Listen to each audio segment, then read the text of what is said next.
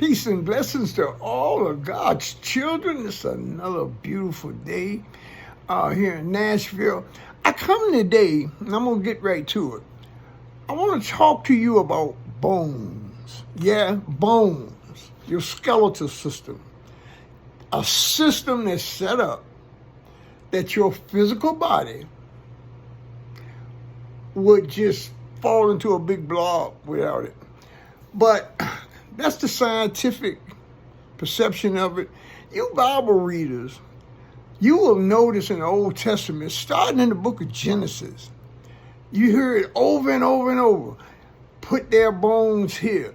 Move Joseph's bones back, from Egypt, his past, there's a lot of stories around there. There's another story where these guys was out, 2 Kings 13:21. And it came to pass they were burying a man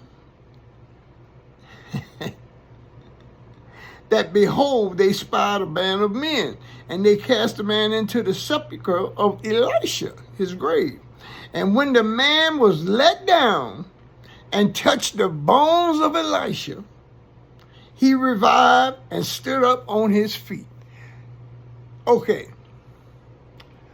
I know it's such a broad stretch, but doesn't that raise questions about what is the significance of bones? Now, it's not just in the Bible. There's a lot of traditions among different cultures and what have you about the bones of their ancestors.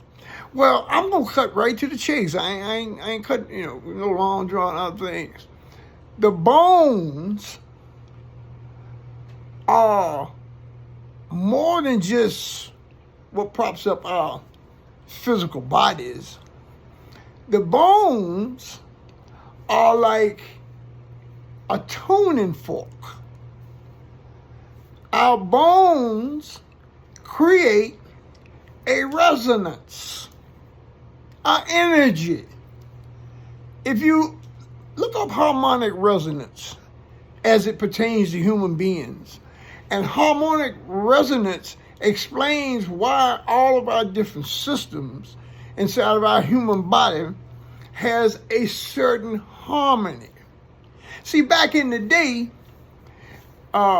we would say, when we was calling each other soul brothers, soul sisters, your parents was my aunties, and they had rights from our families to govern us and everything else.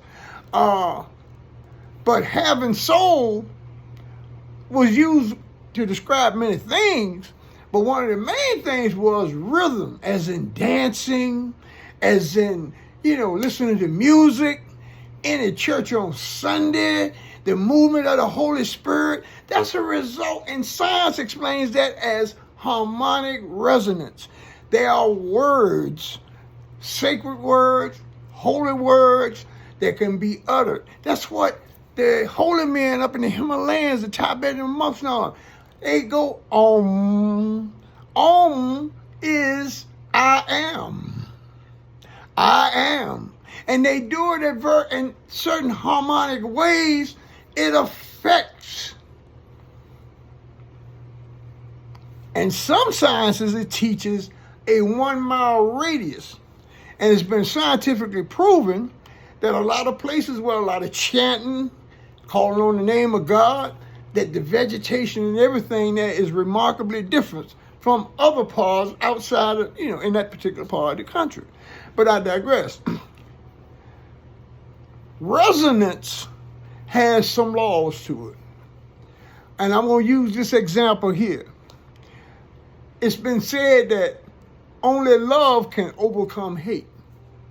See, here's resonance is a force that recognize similar vibratory forces there together. And it joins in. It might try to struggle, but there's no on and off switch to this. When you come into a certain heightened state, through dancing, through music, whatever it is. When we all tap into that one rhythm, we talking about power, man.